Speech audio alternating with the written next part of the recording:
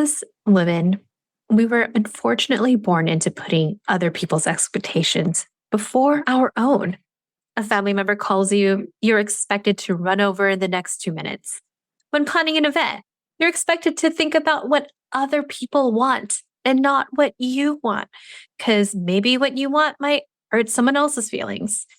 It's a lot, isn't it?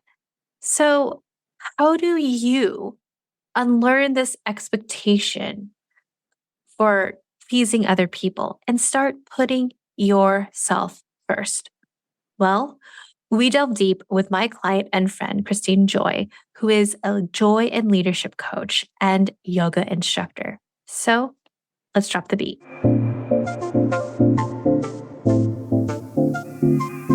Legacy leader, welcome to the Color Your Dreams podcast for women of color and allies. I'm Elaine Lucartas, your host and a business and career coach that LA Weekly named the #1 thought leader and Apple News named one of the top 5 business coaches. I know you've established yourself in a leadership and executive role, and this podcast is here to remind you that you can create a holistic life so you can lead without sacrificing your well-being. So expect me and my guests to have some conscious conversations with you on creating intentional direction and sustainable strategies so that you can create an aligned team, career, business, and life. Don't worry, I'm not going to give you a one-size-fits-all prescription. You'll learn how to define your own holistic leadership so you can prioritize a life led by fulfillment and self-trust. Now, grab your coffee, tea, or boba, and let's follow your dreams to lead your legacy. Hey, legacy makers. I am excited to have my friend and client, Christene Joy Gonzalez, who is the Courageous Equanimous Officer, aka CEO, of Lead with Joy. And Joy stands for Just Own Yourself. Christene Joy is a joy and leadership coach and yoga instructor. And what's perfect, just like the acronym of our company, Just Own Yourself, which means joy, is we're going to talk about that. How to just own yourself as a woman of color and not other people's expectations, which is difficult. So Christene Joy, I'm glad to have you. Welcome. Yes, thank you for having me, Elaine. I'm so excited to be here. Yeah. Well, I'd love to hear what got you to focus on, obviously it's part of your name. Your full first name's Christene Joy. Just own yourself. Mm-hmm. What got you to be a coach, and why do you feel like it's so important to just own yourself, especially as a woman of color? Yeah. So I love this question because it really makes me think back to why I decided to make this path for myself.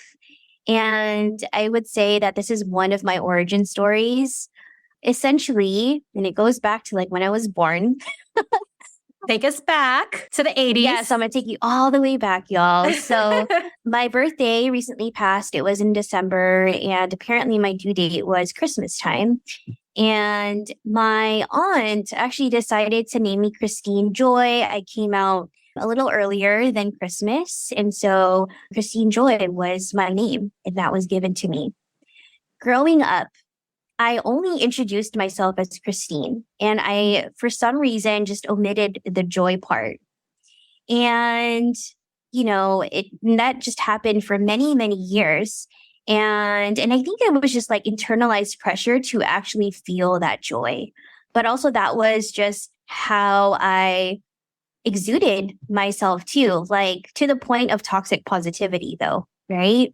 So define that in a bit, but continue your story. Yeah. So maybe a few years back during the pandemic, of course, where it was pause, deep reflection. I was why does it feel so hard right now to really feel good, even though I am always a happy person, right? And it really took me some time. And this is also the first time that I was like, it's time to like really invest in a therapist. Like that was my first investment for myself that had nothing to do with the work, right? So like there's a difference there too of investing in personal development or just self-care and mental health. And I realized that, again, I think I already talked about it or alluded to it, but I just never really owned my full name, Christene Joy. And joy was like, just that, just own yourself. I was like, just fucking own yourself, Christene.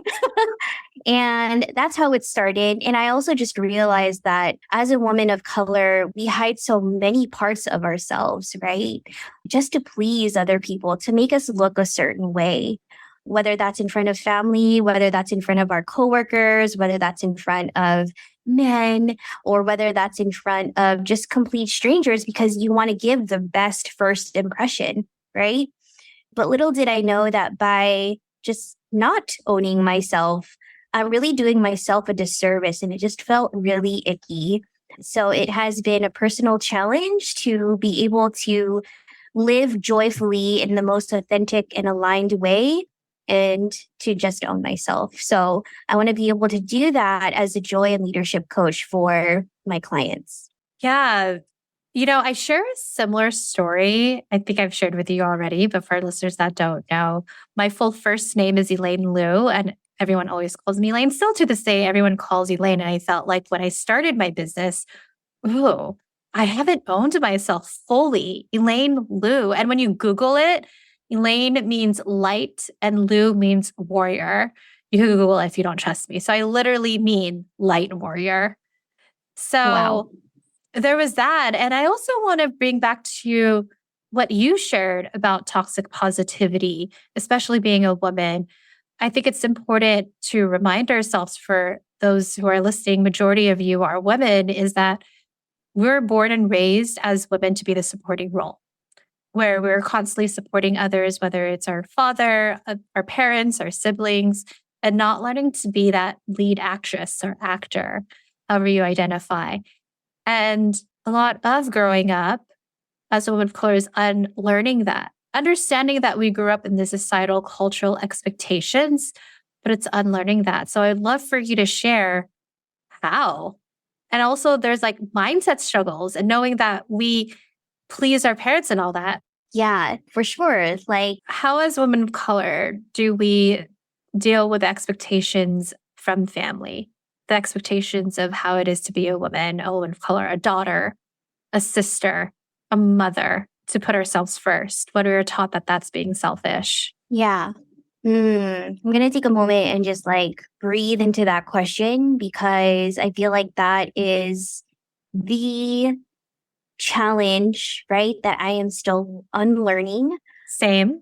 And will probably continue to unlearn for a very long time. And that's okay, right? For majority of my life thus far, I am the eldest of three, right? I'm the only daughter. And in fact, I am the only girl amongst the sea of cousins that I have who I grew up with here in the US. And so just naturally, a lot of judgment and expectations and just wanting for me to really succeed was just a lot of pressure for me. And of course, when you're young, you just don't really think about it in this way. You just kind of like follow people's directions because, yeah, you're still developing, right? But here we are as an adult, and you're just like, wait, I don't want to be a doctor. I don't want to be a nurse. I don't want to be a lawyer, right? And all of these other jobs that are so worldly, and also really thankful for those people that actually love those professions and that they're in it. But for me, it just didn't feel right. And I had to honor that. And I think the pressure that I felt was, it just felt like a gut punch every time, right? Like I'm actually punching my gut right now. where if my mom was like, oh my gosh, are you sure? Are you sure you don't want to be a doctor? Are you sure? And it's just like gut punch, gut punch. And I'm like, no, I don't want to. And that's just like one example of many, right? The people pleasing tendency is very strong, is strong within me. And I think, again, it's just the thing that I'm really unlearning. It has gotten me far. I want to honor that. It has gotten me far in my own career path, in the way that I serve communities. But I feel like I can step up to be even a more better leader, authentic leader, where I really know what I care about and what I value and how I want to deliver it. And that level of confidence is pure joy. And I think that's just why I love what I do. I love what I do. Like we were talking about earlier, the hard part is unlearning. And I grew up similar to you, being the oldest daughter, two boys. So grew up being a tomboy. My mom trying to put me in dresses and stockings, and I kept ripping it because I kept playing with my brothers, going over gates. I hated them. They were so itchy. If you remember back in the day, those dresses. Yep. And I remember there was a point, one of my first jobs, my boss asked me, because I was working on a political campaign, so there was an end to it because election day was coming. And he asked me, Elaine, what do you want? And what was so sad was, I don't know. And it was surprising. And that was kind of my eye-opening moment where, oh my God, I was valedictorian. I got straight A's. I did what everyone told me to do, right? The American dream, being a first-gen immigrant, all those pressures of, oh my gosh, what do I want? And not learning to trust my own gut, trust what I want. So I'm curious for you, like, where was that turning point where it was realizing I've been people pleasing and I want to do what feels good for me? Yeah. I probably felt it in college, but it never, like that awareness was newly forming, right? But fast forward to maybe almost 3 years ago, that's when it started to really come together. And I was like, I need to really unlearn this, right? I need to talk about it more. Why does it feel so shitty when I'm gossiping with friends? Like, why does it feel so shitty when I hear something and I'm like, oh, I don't really agree with that. And like, I just didn't have the confidence to speak up. And, I was very much a wallflower at work. And I would only speak up when I knew that I could do something, right? But that also just felt shitty. Like, I am not a doer. I'm a human being. Like, I can feel these emotions and express it in a way that is truthful and still do good work. But that was missing for me. And that was because I allowed my people-pleasing tendencies to take over and just kind of shape-shift, right? To make sure that whatever path my team was on, whatever path that a student was on, that I wouldn't disturb the peace, but they know better, that I can just be that supporting role as you've described earlier already. But it has taken a huge turn. I can now challenge people and I can insert my perspective. And it's pretty cool because, quite literally, my parents are noticing that. And I do it in a way that it's subtle, but still like effective. So it's great. So let's talk about that. How do you do that with your parents and other folks where you understand that they might be hurt by it? They might be used to it. Also, I want to remind folks, you are not responsible for other people's responses. Yeah. So I would love for you to share some tips and advice to our listeners. Yeah, absolutely. This is so good. It was just so nice. All of last year was just a really big year for me in terms of, really building a foundation for Lead with Joy. And that really was a personal transformation because I had to really put myself out there in ways that I've never have before. and, getting hit with like rejection or like feeling like I wasn't enough or not deserving of opportunities. I had to like really rise from that mentality and just say that I'm doing my best, right? And to really follow what's in alignment for me.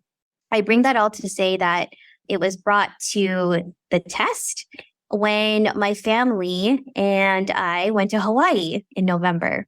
And at this point, I was like, okay, like this is my nuclear family, my mom, my dad, my two brothers, myself, and then our significant others. So, and then my son. So it's kind of like, okay, this is a big party. And it was put to the test when my mom was like, and, Mom, you're listening, I love you. But really, she wanted to be with me, with everyone all the time. And I was like, we are adults. We want to do other things. We don't want to let it go to the mall. We don't want to, we want to be able to explore, right? This trip is for us as a family, but also for adults, for individuals that really want to explore. So I had to pull out some boundaries. And I was like, you know what? I like the agenda that we have, but also I'd like a free day where we just come together for dinner, but really for the morning, afternoon, we just want to be able to like be on our own and not be controlled by the agenda, because that's not going to serve us.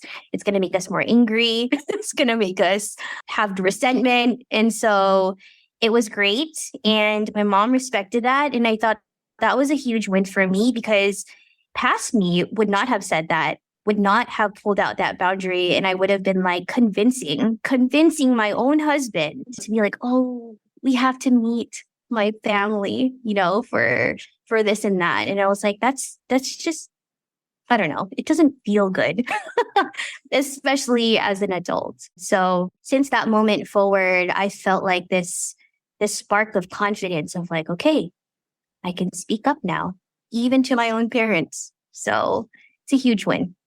And it's the way to say it, right? It's not like, no, I can't talk. I don't want to go. I need time for myself, right? Like it's the tone. That's what I want people to hear. But what I'm hearing is that you pause, right? What I really want, me and my husband, my son really just want time to explore other things, and we'll have dinner here.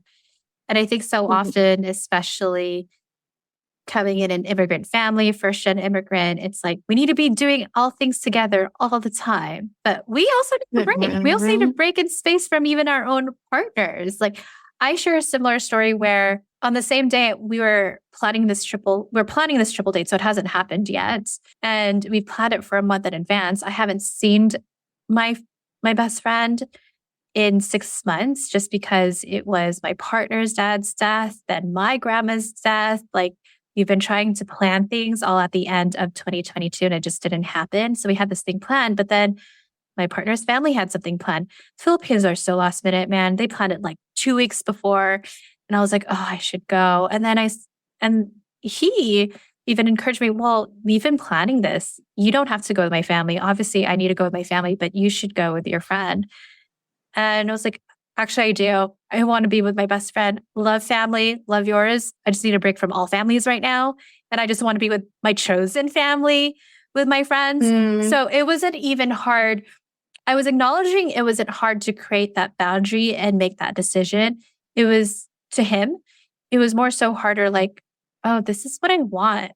And I could go after it. And the old me would have been thinking, where is she? She should be here, should be supporting him. I'm like, I'm things like just because of one incident, we're really going to measure a relationship or how it is. Like we're all also humans. So what I want folks to hear from what both Christene and I shared, it's honoring you and what you want. Yeah. Legacy leader, want more tips and advice for your business, career, and life? Sign up for my Gifts and Gifts newsletter at elainelu.com/join. So here's 3 things you'll get. 1, you'll get funny gifts, because who doesn't love memes and pop culture references? This newsletter is so fetch. 2, you'll also receive actionable gifts, tips on your business, career, and life. And 3rd, You'll also receive the gift of me.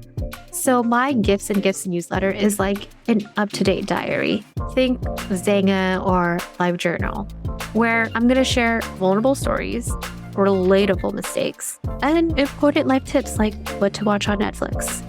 So if you're ready for those fun gifts and actionable gifts to create a more sustainable life, join my newsletter at elainelu.com/join.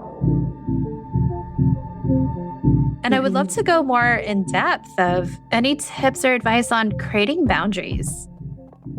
Because it's so easy as a woman of color to do everything everyone's going to ask you to do or need support in. Yeah.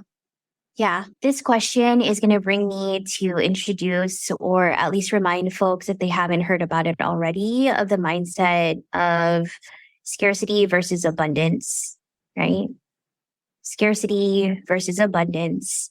And I used to come, and I still do, right? That old operating system likes to creep in from time to time. And that mindset was being scarce. And it makes sense coming from an immigrant family who, my parents came from another country and had to really figure out, navigate everything for the first time. And of course, you're just in survival mode.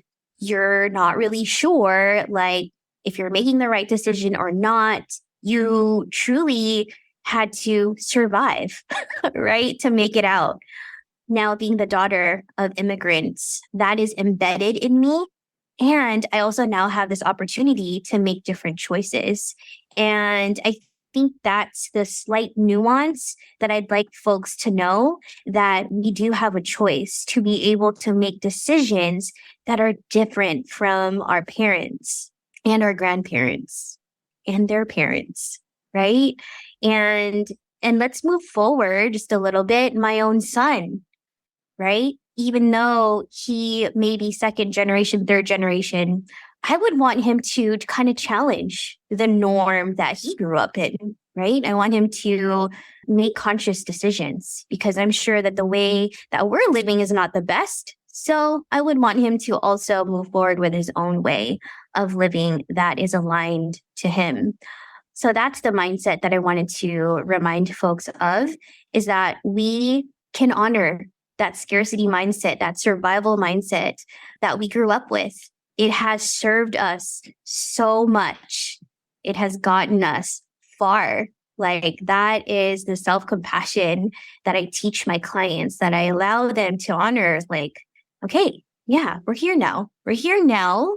But also this healing journey is making me realize that I can honor my own truth, honor my joy, honor my intuition, honor all of the gifts that I have been given. And so that's the abundance mindset. And it's hard. It's hard because, of course, like, the survival way is like either or. You got to do this or we're going to lose. You're going to win or we're going to suffer, right? And let's kind of live in the gray. Let's kind of live in the middle. And that's what I invite folks to explore. And yeah, so some tips, some real good tips here is to pause. You're like, what does that even mean? Yeah, what does pause mean? What does pause even mean? As I speak, right? As Elaine and I have this conversation, if you feel empowered to literally pause this podcast and just notice what thoughts are coming up for you, what emotions are coming up for you, and where it's reacting in your body, that is a true pause. You're digesting information in a way that is authentic to you. You're going to take time to notice, like, do I align with what they're saying? You don't have to, but you're giving yourself permission to just come from a place of like internal knowing, right? And so pausing, it sounds easy because you're just like, sure, pause. But the real intention behind the pause is like, can you access the emotions, where your body is reacting, what thoughts are going through your mind, and take genuine note of what those are? And then you get to make the best aligned decision for yourself, right? Like that is joy. You're just owning yourself, right? So much of the urgency culture is like, we got to go, we got to move, we got to make a decision, we got to act now. So the pause is really powerful. Pause is powerful. So that would be my number one tip. And if it's uncomfortable, go ahead. I also want to share, there's a thing that I learned from my therapist. It's called zones of regulation. Christine, I know I've shared it with you, but acknowledging what you're feeling, right? So let's say you had a very difficult conversation with a friend or family member or even clients, and you notice you're angry. So angry is like the red zone, yellow is you're worried, and then blue is you're sad. Acknowledging that you may be in a negative emotion, giving yourself to pause and wait until you are calm, which is the green zone, to respond. So you might take time and space. So even in my own relationship, I let my partner know, hey, I know we're having a discussion right now. I'm not in the right space to continue having this conversation right now. Let's talk about it tomorrow. Because I used to be crazy. Like I would respond right away whenever there was difficult conversations. I would yell. My tone would be horrible. I would say things that were just not so great. So I apologized to all of my exes before because I was just so crazy. I didn't know how to self-regulate and when to respond to things. Yeah, I love that example. And I also just wanted to say, when you said co-regulate, I learned that the word regulation, if that word's like not like forming an idea, like you're creating a relationship with yourself. Regulate relationship. You're regulating, right? So if that supports people, it supported me just to understand it a lot better. And what I was going to say for step number 2 is, once you are now in that pause mode, rather than making a quick decision, you're still going to slow it down and take a deep breath, right? You're going to take a deep breath so that now your nervous system is in unison with like what's coming up for you. And then you can make that decision, right? It's a process. Like I know that I'm pointing out points 1, 2, 3, and stuff like that. But as you continue to do that, it'll become a lot easier. And then the last thing that I will say is, you got to freaking celebrate the fact that we're going through this process. This is the joy part. Yeah, absolutely. Like this is a liberated practice. How often do you get that opportunity at work or at home to be like, hey, take your time. Take your time, like get back to me in whenever you're ready, right? But when you do that for yourself, we must celebrate, because when we do, we start to build that self-trust with ourselves. We get to tell our brain like, hey, it's not about the decision that is right or that is best for all. It's like, does it feel good here first? Right? So yeah, self-trust is huge for me too. Self-trust is big for me and my clients. And in all, we want to be able to learn how to respond versus react to certain situations or all situations. So pause, breathe, and celebrate. Yes, easy. So I love ending episodes with, what is one action item or reflection? Maybe it's both. Maybe it's one on the same that you want to give our listeners when it comes to just owning yourself and creating boundaries. Oh, yeah. I guess just going back to that word when you said boundaries, when you implement this process, right, of pausing, breathing, and celebrating, you're forming that boundary, right? Like you're saying like, hey, I'm going to take my time to process this. Like that in itself is a boundary, right? So I guess one tip for you all is to really explore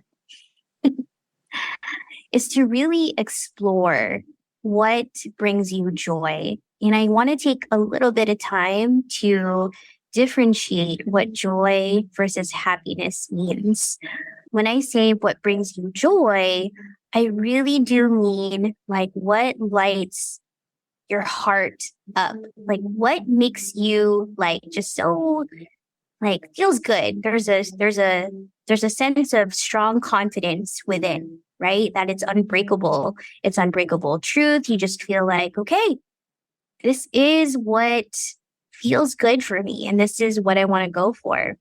Happiness, on the other hand, are like, it's still great to define happiness and to explore that as well. But typically, happiness is attached to something external, right? Like, I will feel happy when I get that new job. I will feel happy when I get that new car. I will feel happy when I'll be able to like host a family gathering, right? Or any other example like that.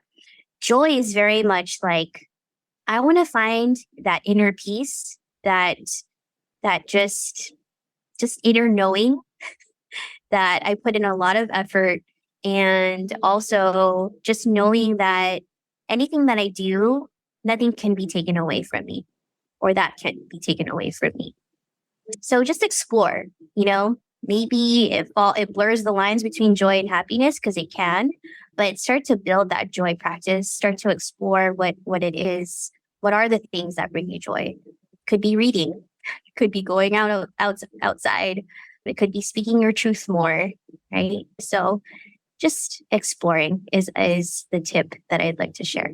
So it's exploring what brings you joy internally, as opposed to like, we all create this, right? Because we live in a capitalistic society. As soon as I get that 6-figure salary, as soon as I get this next client, as soon as I get this speaking gig. And for those of you that have Apple TV, a really great interview and episode to watch is one with Oprah and Viola Davis. And if you don't have Apple TV, I'm pretty sure you could find it on YouTube. But Viola Davis grew up very poor, or what she describes po, where she was a bedwetter, like they barely made it for rent. And she just went through a lot, which I didn't realize. And she was able to make it to Juilliard. And she figured, okay, if I hit all of these successes, like win an Oscar, win Golden Globes, like all the check marks it is to be a Hollywood actress or actor, which she has gotten, she finally reached that, and then kind of went through an identity crisis of, wait, this is it? Isn't there more? So great interview to watch. Everyone has shared this type of experience, I know, including myself. I remember getting my master's, and the day I graduated, I was like, wait, I did what everyone told me to do. So Christene, since you are a joy leadership coach and a yoga instructor from the Bay Area, how can people find you? Yeah, thanks for asking. Well, y'all, I live in the San Jose or south of San Jose area. And you can find me first and foremost on my Instagram page at lead.with.joy. I'm also on LinkedIn. And those for now are where you can find me. And I'd love to connect. And if you are local around San Jose Bay Area, I also teach yoga at certain areas around my neighborhood. So come find me, come connect with me. I'm really excited. Like, let's just break society expectations of having to achieve and strive and chase, and really just to break barriers. And the simplest thing that we can do is really listen to ourselves. So yeah, just thank you for this. You're welcome. And how do you work with people? Can you tell I'm a coach? I'm like, Christene, come on, share how people can work with you.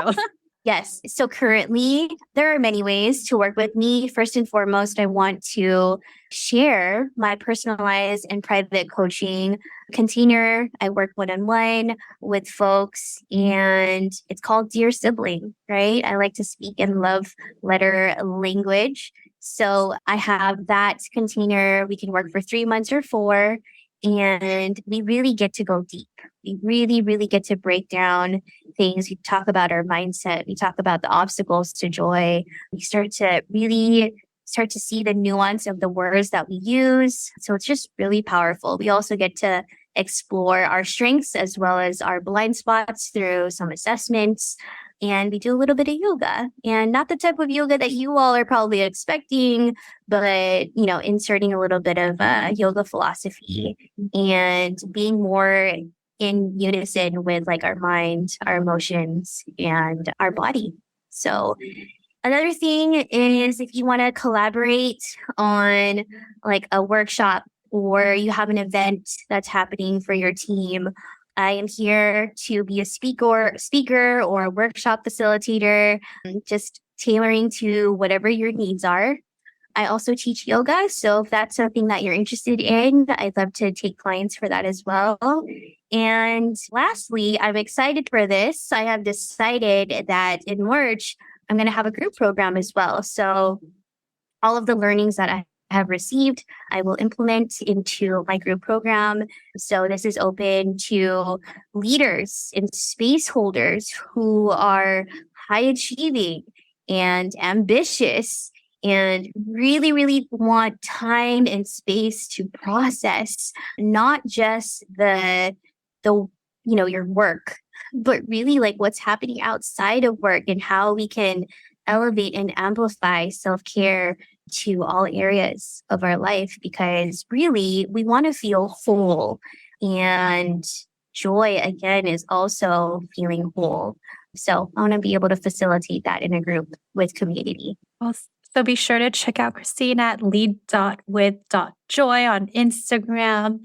And Christene, I know some people listening might be interested in working with me. I know you've worked with me. Any insight that you want to share, how it's been working with me as your coach? Yes. So Elaine will ask you to also process, and she has her own framework. And so I loved whenever she'd ask me like what I'm grateful for, what is my takeaway, what is the action item that I have, and just being able to be asked those questions. It's like her way of like asking me to process, like, what is it that I really want to work on that isn't like a long ass list.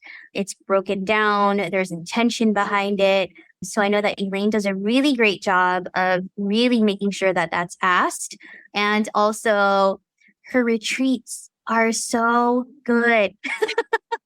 I was lucky and fortunate enough to have 3 retreats with her. One of them being like my own VIP day, 2 of them being with community. And through there, I was able to meet other women of color who are doing fabulous things in their communities. And it's just such a great time to reset, reflect, and be able to, again, enter that season period of time in your business that has so much intentionality because you were given time to reflect. So I appreciate you, Elaine, for creating those spaces. Thank you. Well, I hope you hear the overall theme in this episode is to pause, reflect, breathe, and celebrate. In that way, you just own yourself. Did you like what I did there, Christene Joy? I love it. Yes. Thank you so much, Christene Joy. Thank you, Elaine. Lou. If you enjoyed this podcast episode on how to prioritize you, here are 3 things you can do if you feel called to do them. First, share this with a friend.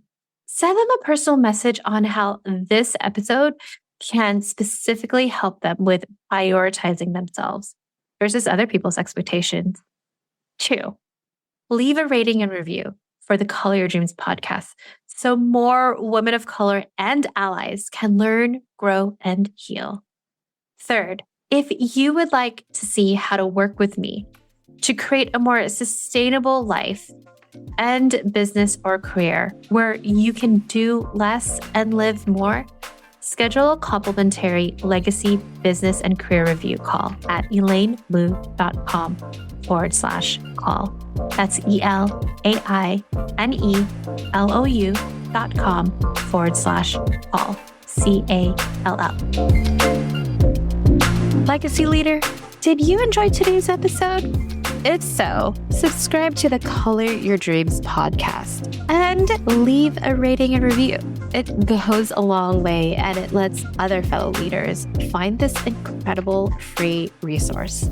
And if you want more, you can find all the links and information mentioned in this episode in the show notes on my website at elainelou.com/podcast. That's ELAINELOU.com/podcast. All right, Legacy Leader. I'll see you in our newest episode in 2 weeks. And remember to follow your dreams to lead your legacy.